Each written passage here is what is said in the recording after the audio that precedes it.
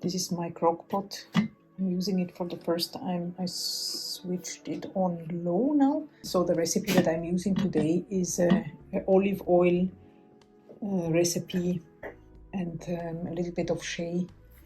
Okay, so now the pot is already nice and warm. So cool actually. So I'm going to add the shea butter that I need for this recipe. As you can see, the shea butter is now completely melted.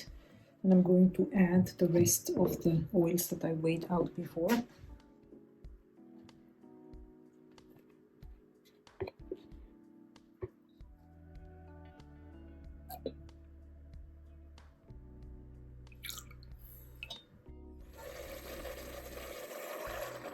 Just gonna add the lid and put it on high.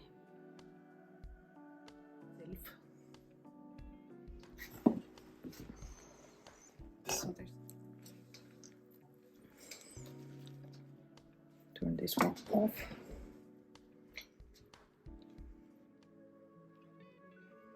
So it's the next day, and this is how the soap turned out. It's pretty hard and to do, and I think it did not turn out bad at all.